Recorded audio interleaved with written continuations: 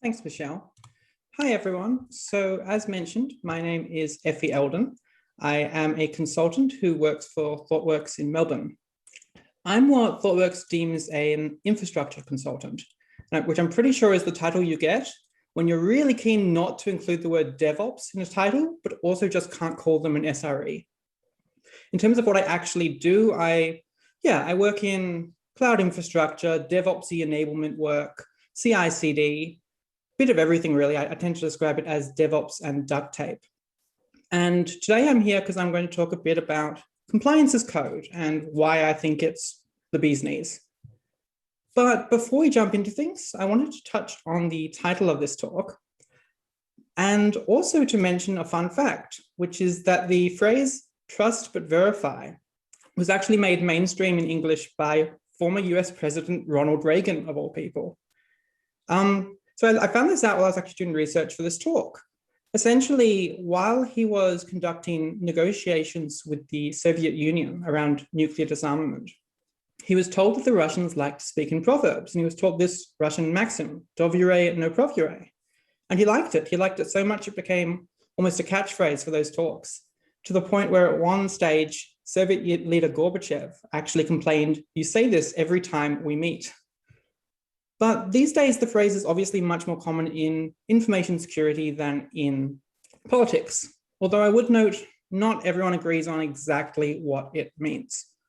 But for the purposes of this talk, the title was actually Trust Teams but Verify. So what does that mean? To put it simply, trust teams with the autonomy to do their job well, but verify their work so you can be confident in the result. And the reason I'm mentioning this now is because I see this as crucial to everything else I'm going to talk about today. All of the benefits I'm going to talk about with compliance as code, all of the ways it can make developers happier and reduce organizational risk. All of that is only possible if you're able to embrace a culture where you trust teams but verify, which means moving away from some of those more traditional mindsets around compliance that we see, especially at larger organizations, where compliance is very siloed, managed by separate teams in isolation who impose heavy lockdowns and heavy gatekeeping as a way to keep things compliant. So bear that in mind for the rest of this talk. You really do need to have a cultural shift to be able to fully take advantage of what this technology offers. And with that out of the way, it's time for a bit of a story. So a while ago, I was on a team at a client. We were on a project that was building a new microservice. And we were nearly there, nearly about to release, continuing along that path to production, when all of a sudden, a heap of mandatory compliance paperwork was just dropped on us out of the blue. It looked a little like this. And by the end of it, I felt a little like this too. For weeks, our team went from writing code to ticking boxes in massive checklists outlining detailed sets of requirements on internet pages. And I tell you what, it sure took the wind out of our sails. For all the things we had already done right, we still had to go find evidence that we had actually met a requirement, usually with a screenshot, and go and attach this back on this giant page. For all the other things which we hadn't gone right because we had no idea about these requirements, suddenly all this new work just sprang into being, and we spent ages effectively refactoring, redoing code we'd literally just written. It was painful. And all of it was in the name of compliance. The thing is, while it was easy to blame compliance, I knew that compliance wasn't actually the problem here. Because when you come right down to it, compliance is just about rules and standards. Compliance is just about keeping things consistent. And compliance is genuinely important. As we heard at the keynote yesterday from Gregor, compliance and standards can be the difference between life and death. They can be the difference between being able to contain a massive fire or not. In information security, in information technology, compliance is what keeps user data safe. It's what protects customers. And it's not just about security either. That's something we often tend to conflate as compliance as security. It's a lot broader. compliance can be the reason that a visually impaired person is able to use your website, or the lack of compliance can be the reason they're not. But if compliance was not the problem, what was? Well, it was the process and culture. It was the process of compliance and the culture that created. A process that was just inherently too far away from my team, too far away from the people actually writing and delivering software. A process that was too late in our path to production, too late in our release cycle for it to be easily addressed. A process that created too much work, both from all of that manual attestation, all of those days spent filling in checklists on intranets, and from all the work that sprung up to actually fix the code. And that was just hugely inefficient. The way this had been gone about meant that the entire release was delayed by weeks, that we missed deadlines because we hadn't been able to plan for this. And as a result, as I said, it was just painful. It really was. But this was not some isolated thing. This was not just some chance occurrence. This was a pattern. This was a pattern I'd seen again and again at multiple clients on multiple projects. A pattern of miserable, manually attested compliance being thrust on developers and just making everyone's life worse. And at some level, I think I had actually accepted that that was just how it had to be. That this was a trade-off, that there was a sacrifice that we were making in the interests of user protection and security and complying with regulation. But the thing is, as we've heard multiple times at this conference already, often there's actually not inherent trade-offs, inherent opposites that can't be overcome. As we heard put so well yesterday afternoon, often there's purely constraints. And if you are able to address those constraints, there's no reason that you can't have developer happiness and high compliance. And so it doesn't have to be this way, is what I realized when I started looking at alternatives. There is an alternative approach, one that not only makes developers happier and improves their workflows, but actually gives organizations much more confidence and actually lowers the risk that organizations take on. And that approach, as you've probably guessed, is compliance as code. So what is compliance as code? Well, briefly, it's defining compliance as code is defining controls and rules in ways that computers can understand, not just humans. And it's using that to be able to create these automated processes to continuously apply compliance. And it's also just about taking all of those practices that our industry has built over decades that make software development so nice and applying them to compliance to make compliance easier too. And as a result, what you get out of doing compliance as code, if you do it right, is, as I mentioned, you get reduced risk, you get increased confidence. You're able to scale far more than you would with a more manual system. You're able to shift left and detect problems earlier, which, as we know, creates less friction for developers and increases the way compliance can actually be performed. And ideally, if you do it right as well, you can end up with this shared ownership. You can end up with all the stakeholders, be they developers actually writing code, information security divisions, risk departments, all of them have been on the same page about compliance, having a full context for it and be able to take shared ownership, which has an awful lot of benefits organizationally. So I hope I've been able to extol some of why compliance as code is good. Now I'm going to dive into what's hopefully the more interesting side of things, which is how you can actually do compliance as code and how you can do it right, how you can avoid some of the common pitfalls that we've seen organizations fall into when they start down this journey. But as I mentioned earlier, I'm a consultant, and that means that often I can't talk in too much detail about a lot of the work I've done. We can't talk about client names or specific projects to protect confidentiality and business interests. And that can make it difficult in talks like these, where it's really useful to have actual examples. Thankfully, there is a client who's very happy for me to talk about my work with them. And that client is Acme Corporation. Now, who are Acme Corporation, you might be wondering? Well, they're a very established retailer with a direct-to-door delivery model. They've actually been around for over 70 years.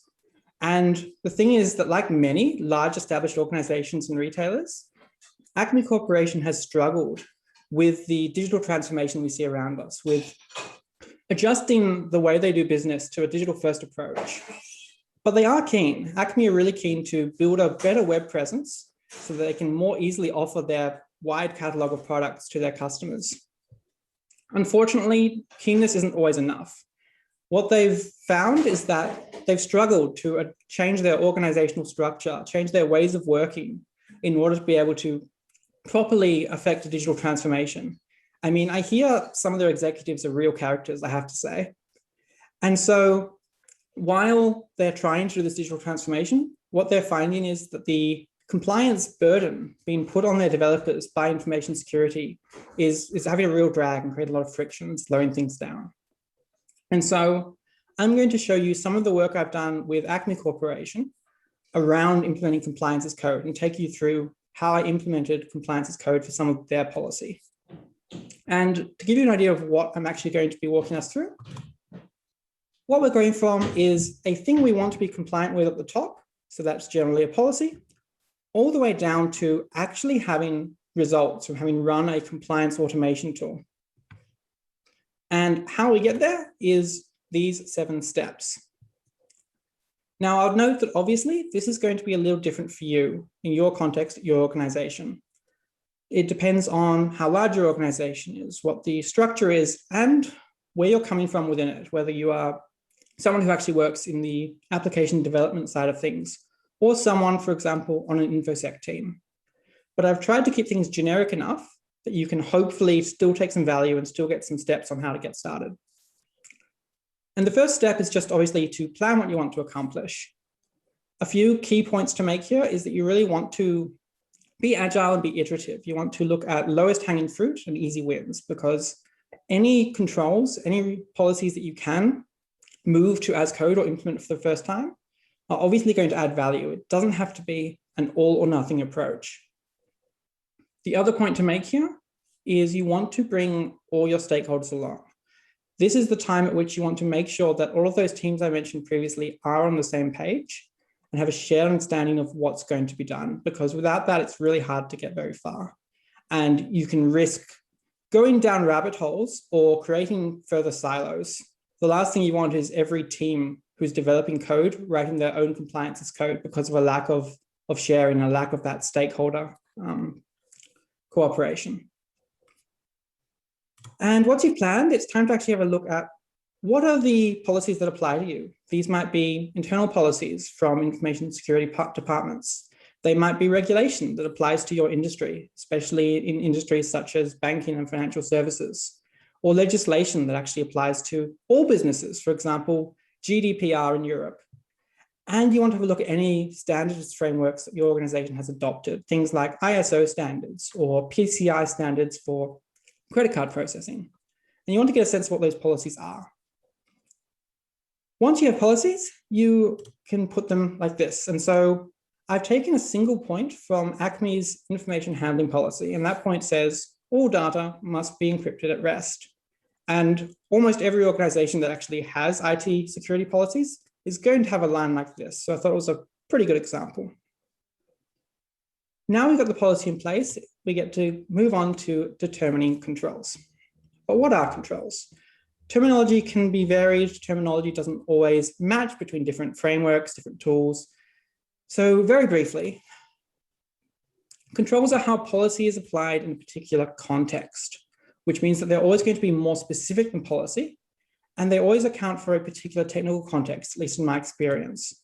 And if that sounds a little bit abstract still, let's go back to our example. Here we have a control from the Acme Corporation AWS Cloud Controls. And I've got to say, try to avoid mentioning Amazon or the Acme offices. The fact that they have to use their major competitor for cloud hosting, I get a lot of grumbling.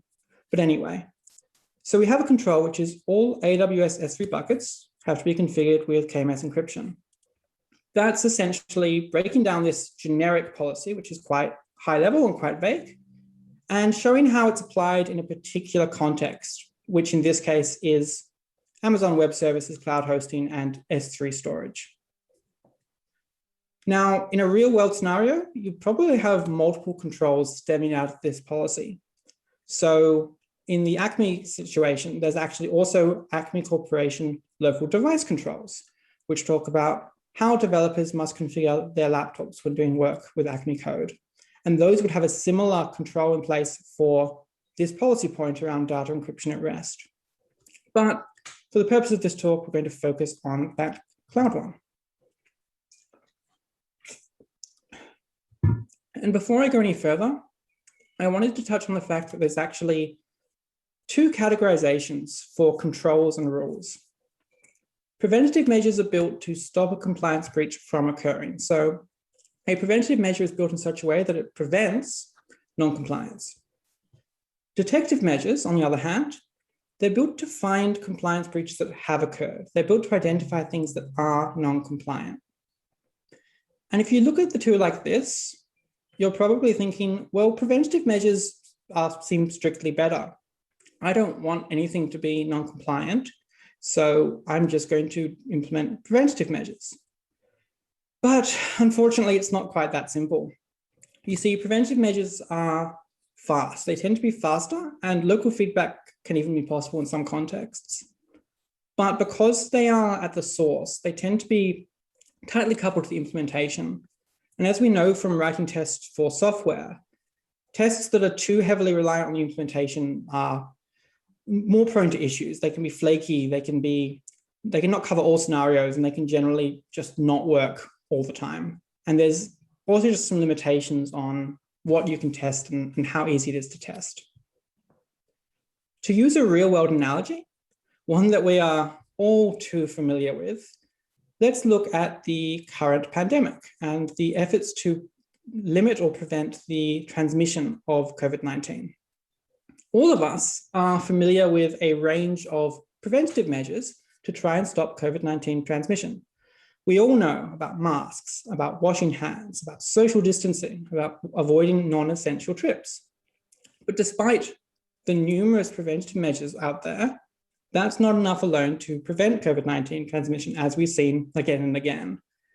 And there's a few reasons for this. One of them is that these preventative measures aren't 100% effective, and that's often the case. And the other is that, as I mentioned, they have to be applied at the source. And there's a million sources, billions of sources, in fact. Every human is, in fact, potentially a source. And not everyone wears a mask all the time. On the other hand, for COVID, we have a detective measure, which is saliva tests. COVID-19 saliva tests are very simple. They're very easy to apply. They're very, very accurate. But all they can do is help us limit the damage. They can help us catch when someone has caught COVID to stop further transmission. And so in compliance as code, it's often similar. Detective measures are simpler to test. They're more direct because you can actually look at the thing that has been created, for example, and they're decoupled from the implementation as the nature of that. Excuse me. But they do mean you have a non-compliant thing for a period of time. They can only ever find something and alert it or fix it. And that also means that you have slower feedback cycles because by their very nature, detective measures are lagging. They are reactive. And so if you're thinking about preventative versus detective measures, my recommendation is actually to do both. Both in the sense that you should look at your controls and your rules and look at how easy it is to write preventative measures versus detective, but also in the sense that you ideally want overlap. You ideally want both preventative and detective measures actually testing the same thing. And the reason for this comes down to a very core principle in information security, which is defense in depth. By having measures at multiple layers, you're far more likely to prevent a breach from occurring. So, with all that in mind, you've hopefully been able to determine some controls, assuming that controls didn't already exist. If you're in a larger organization, there's likely to be detailed sets of controls handily available from your local InfoSec department. Now you get to dive into the wonderful world of tools. And boy, are there a lot of tools. This is a small sample of the ever-growing landscape for compliance as code.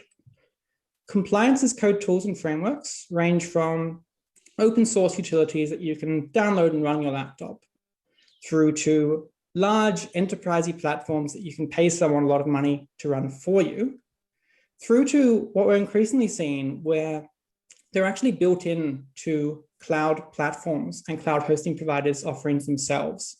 Things like AWS config and Azure policy that actually run as part of a platform. And with all these options, it can be hard to choose one. The first thing I want to note, though, is a lot of what goes into deciding a compliance as code tool or framework isn't compliance as code specific, right? There's an awful lot that goes into how we choose any piece of software or any tool, an awful lot of criteria, and all of that's going to be applicable to compliance as code as well. But there are some compliance as code specific considerations, and I'm going to run through some of those now. And obviously the first one is just suitability. I am a big believer in choosing the right tool for the job. So you want to choose a compliance as code tool that works well in the context you're going to be running it in, and with the controls you're going to be implementing. And if you do that, what you hopefully will find is that there is pre-built rules available, that there's either pre-built rules or pre-built helpers and matches that will make it very simple for you to write your compliance rules. And this comes down to kind of that concept of not reinventing the wheel. It's far better to use a pre-built rule in a compliance as code tool than write your own. It's going to save you time. It's going to result in cleaner code. And it's also likely to mean that you have less maintenance because the rule is going to be updated by the maintainer, whether that's a rule built into a product or as part of a third-party rule set maintained in an open source fashion. But inevitably, that's not going to be enough. Your organization is always going to have some requirements that are unique to you. And that's when custom rules come into play. So you want to have a think about how easy it is to create custom rules. Different tools have very different extensibility options, different languages for writing rules in. And it's really worth evaluating how easy it is to add the custom rules you're going to need to add. But not just add them, also test them, because you want to be able to test that your rules do what they need to do, right? The only way you can be confident is if you know that your rules are actually going to catch non-compliance. And ideally, this is talking not only about being able to run the thing against live resources, run this thing for real, but some form of unit testing as well. A wise person once said that as our industry had moved from just having application code to having lots of things as code, we hadn't, as an industry, kept up the same good practices we built up for application code and applied them to our as code in many situations. And that person, well, it was me. What feels like a lifetime ago when I had better hair and wasn't stuck indoors living off noodles. A while ago, I did this presentation with a colleague about as code and about how, as an industry, there are so many good practices that we take for granted with our application code, but often completely ignore with infrastructure, pipelines, configuration, provisioning, deployment, and indeed compliance. Things such as being able to write small, readable, modular files, being able to apply code linters and formatters and have consistent styling, and being able to write nice unit tests. And so I really encourage you to look into these options, because some tools are built with no support or no idea of testing in mind at all, whereas others have built-in unit testing frameworks, and that can be a huge differentiator.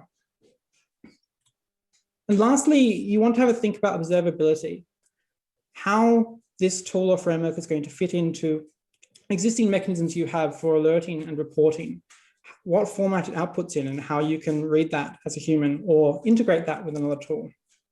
And I will go into that in a bit more in a later step. One final message I have for you at this point is to embrace the polyglot. What I mean by that is, as I said, you want to choose the right tool for the job.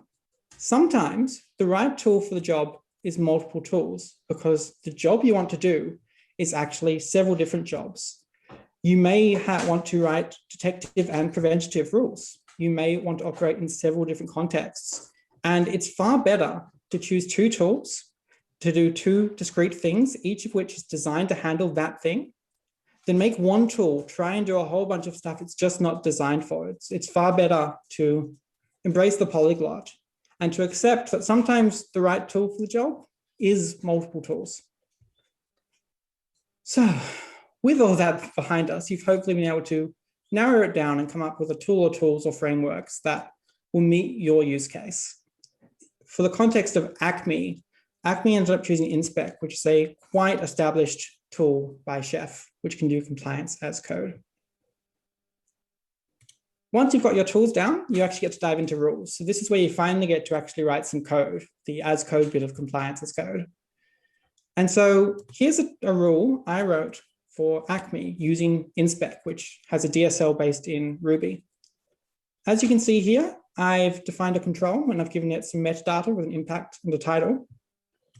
And then I've actually written the rule. And what I've done is simply gone for every S3 bucket in this account, it should have default encryption enabled.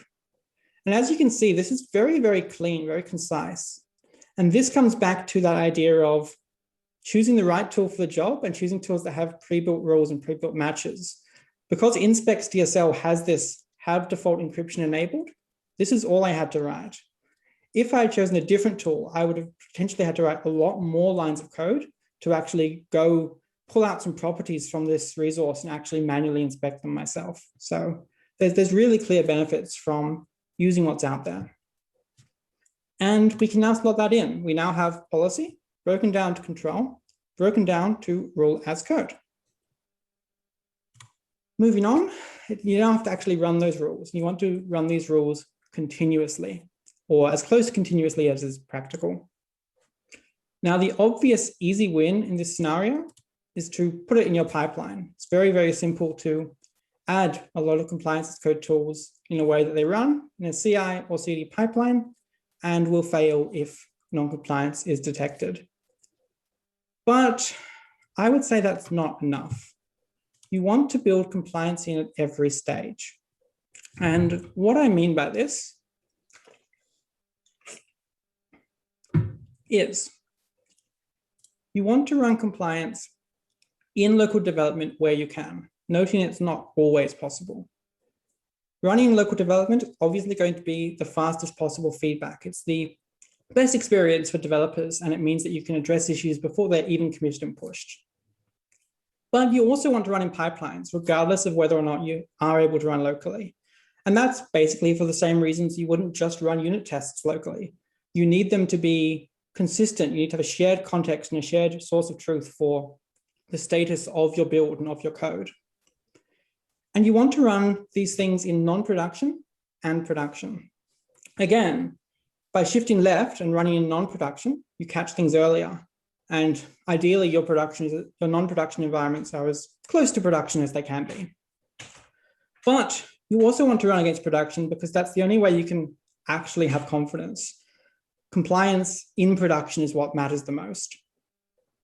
And when I say non-production and production, I both mean that you can potentially run the tool against your non-production and production resources in the appropriate pipelines, but also that you can take advantage of those built-in platform and cloud provider offerings, things like AWS config, which run in the context of specific accounts. And finally, you've hopefully got your rules up and running. Now it's time to think about results. So here is me running Inspec to actually run the rule that I wrote for Acme. And we can see it's loaded up a specific profile. It's run the controls and rules. And in this case, there was two buckets. One of them was not compliant and one of them was. And it's then giving me a nice little summary of everything it did and what the results were. I can now put this into my compliance results. And we've now got there. We've gone from policy all the way down to compliance results. But that's not quite enough because you actually need to do something with these results. And there's a lot more you could go into with this. I feel like I could do an entire talk on how to handle non-compliance and how to handle compliance as code results. But to touch on some of the considerations for this stage, obviously the most important one is remediation. How do you ensure that a non-compliant thing gets addressed? And also, how do you ensure that false positives, flaky rules get fixed as well? And this can vary depending on the tool you're using and your organizational structure. The important thing to think about, though, is how you can collect and store results in a way that they can be pulled out and used everywhere they need to, and particularly for alerting. As we saw earlier, putting your compliance as a stage in your CI pipeline, that can be a very effective way because it usually attracts developers' attention and usually is a good way to surface things. But it's not the only option out there, and it's not always possible. Some tools and frameworks don't operate in a way that you can integrate with a pipeline easily. And that's where the wide range of alerting options comes in. I personally am a big fan of chat ops, of bringing alerts like this into the communication workspaces developers use for their day-to-day job. Things like Slack, Microsoft Teams, Google Chat, which especially in this day and age are very, very relevant. And you've got to think both about how information is provided and alerts are provided to developer teams who are actually writing the software, and also to teams who have oversight, teams like information security and risk. And lastly, you want to think about monitoring and reporting. So the ability to aggregate compliance results at different levels for different business units or different parts of your organization, or even for your organization as a whole. Building nice, clean dashboards that show you summary statistics and outputting nice reports that allow senior stakeholders to, at a glance, see the status of their resources and of their teams is very valuable. But monitoring is not a replacement for alerting, because monitoring tends to be a pull model. It's I go and look at something, I go and get something. Alerting is a push model. Alerting is something comes to me. And you really need to have a push model in place for compliance so that you have those fast feedback cycles and so that things get addressed as soon as possible. So we've hopefully been able to get from the start to the finish. We've hopefully been able to walk through these steps together, and you've hopefully got a bit of a sense of how you could get started with compliance as code at your organization. But before I go, there is something I wanted to touch on a bit, which is compliance as code done wrong.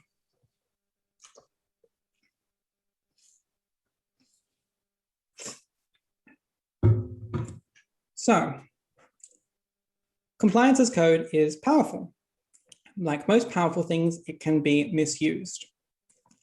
I put together a few different scenarios, some of them strictly hypothetical from my experience, some all too real from my experience, about ways compliance as code can be done wrong, especially in cases where you take some of the tools, some of the techniques I've mentioned, but you don't always apply all of those key takeaways, all those cultural points that I mentioned as well.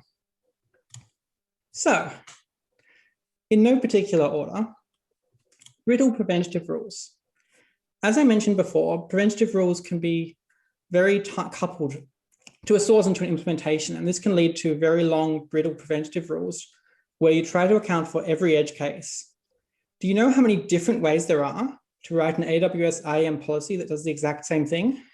There's a lot. Trying to write rules that test a policy itself, it can be, you can end up with this incredibly long code, which is unclean, unreadable, and still doesn't catch every scenario.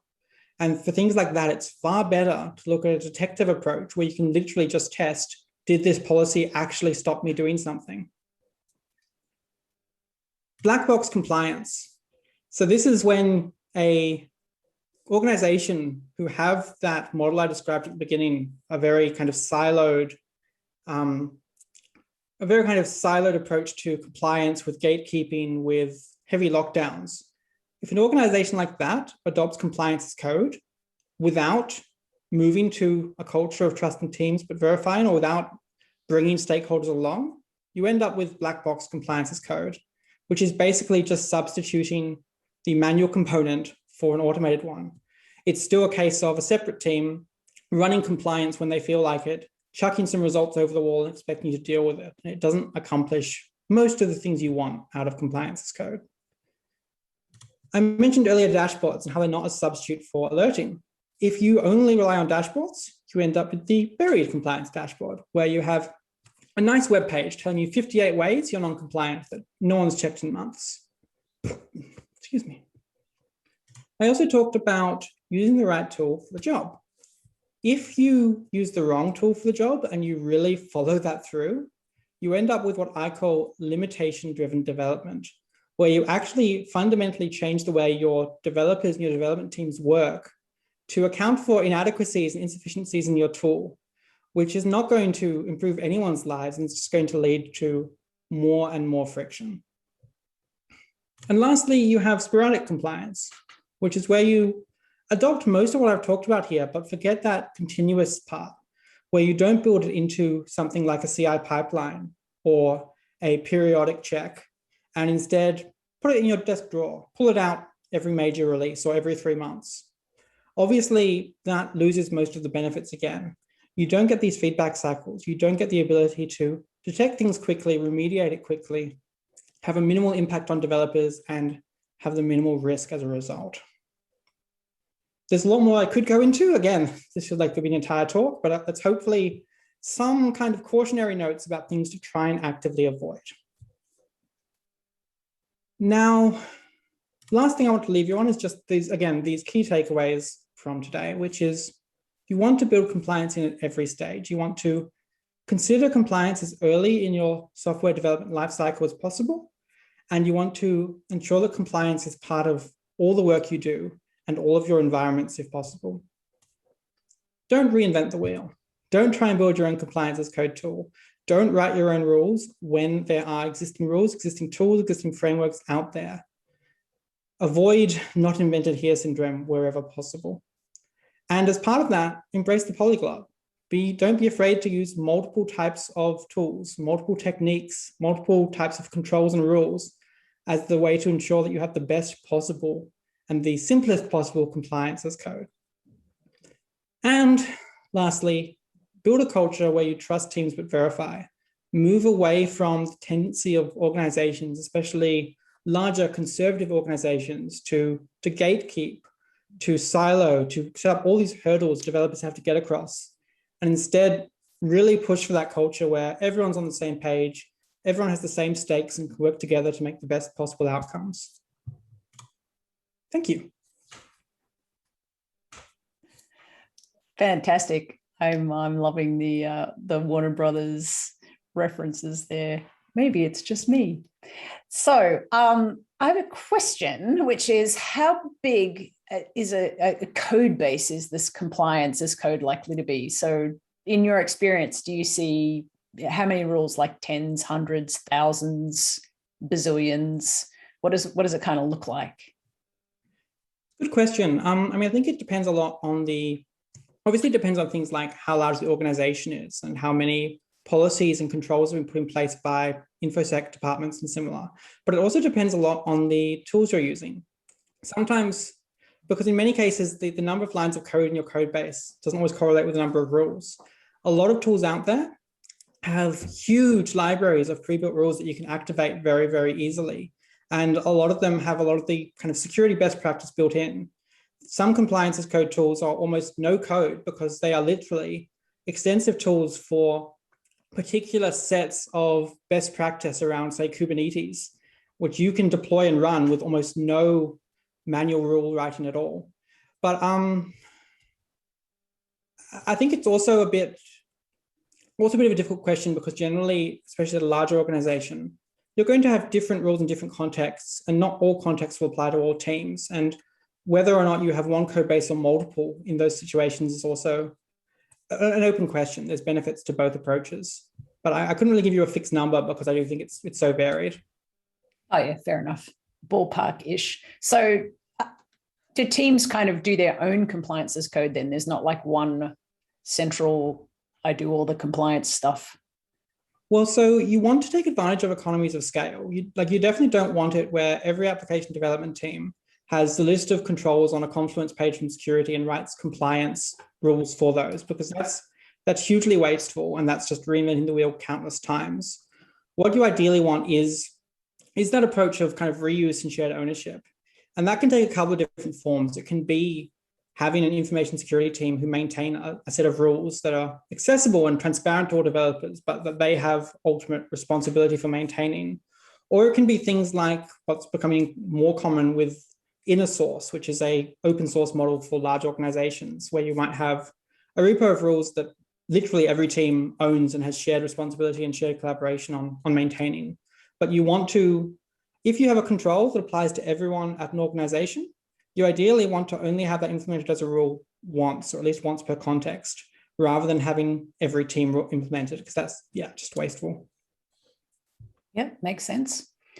Question from Reese, who says, sorry to be lazy, but what are some good general purpose tools to start looking at for compliance? We have a good plan and controls defined. Just want to make sure that our tools are suitable.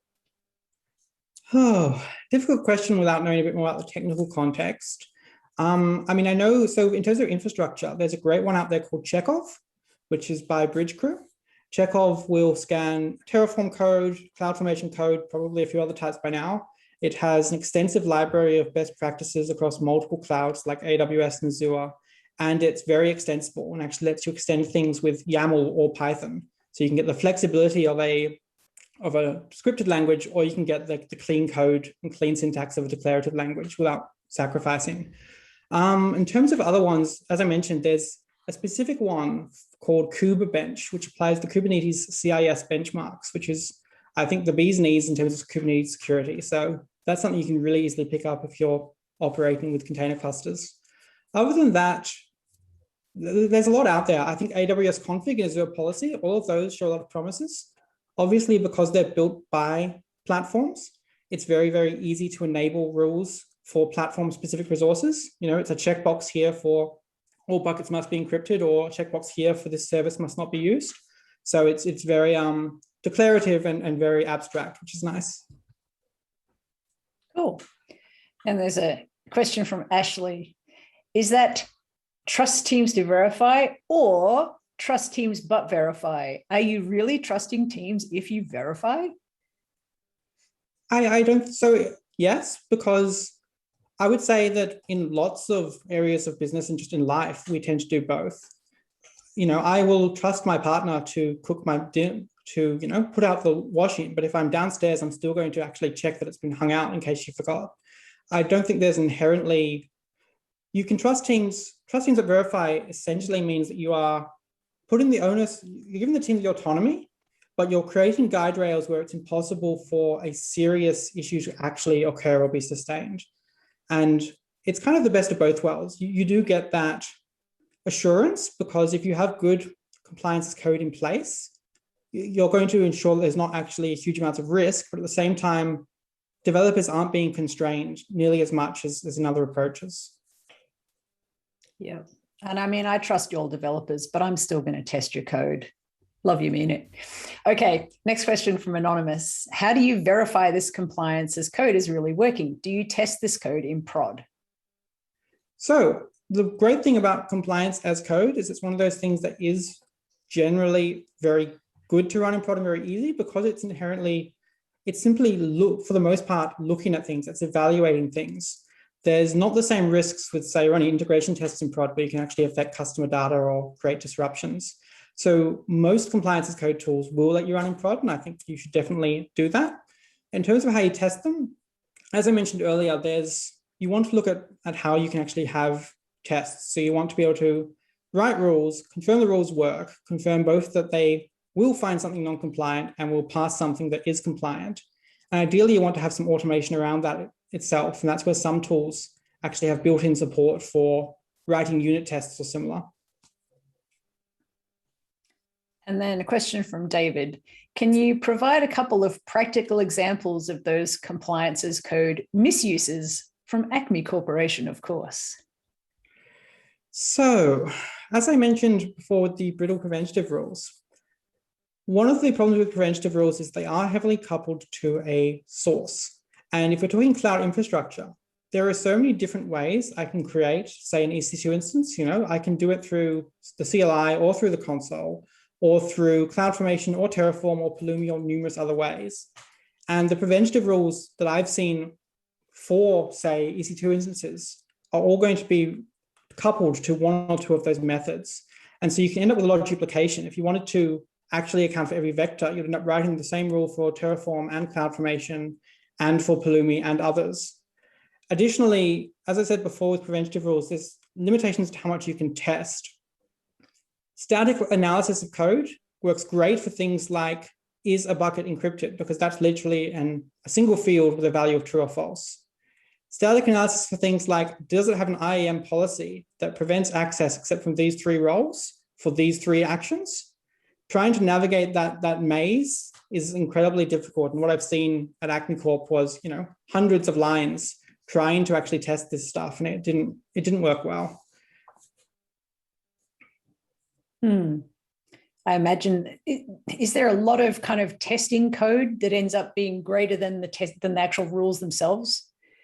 So it comes down to a similar problem I actually experienced when I was doing some work for the infrastructure as code talk I did a while ago that I mentioned, which is testing declarative languages. You often end up with the tests being more verbose than the actual code. And that's fine in cases like compliance with, as I said, simple rules or very uniform. There's only one way to mark a bucket as encrypted. It's less complicated when there's free-form policies that are read by a complicated engine at the other end. And so, yeah, you did end up with a lot more code for the compliance than the actual resource. Interesting. I know I used to work in lending, loans origination, where we're writing a lot of kind of rules along these lines. And now it's all like, oh, AI is going to do this all for us. Do you see kind of the AI silver bullet coming into this, where AI is going to solve all your compliance? Pew, pew, pew, pew. I haven't seen that particular kind of fusion of AI and compliance a lot yet. I think it's potentially less relevant because compliance is all about standards, which means that generally your compliance rules can be relatively simple and relatively uniform, as opposed to, say, testing software where you've written something that's unique and the test for it's also going to be unique. The benefit of compliance is, at a larger organization, you write that piece of compliance code once and 50 teams, 100 teams can use it. So there's not such a value of AI being able to come in to take that pain away. Oh, may it stay that way. Well, I do not have any more questions for you, Effy. Thank you so much for your talk today. A big virtual round of applause from everybody in the chat.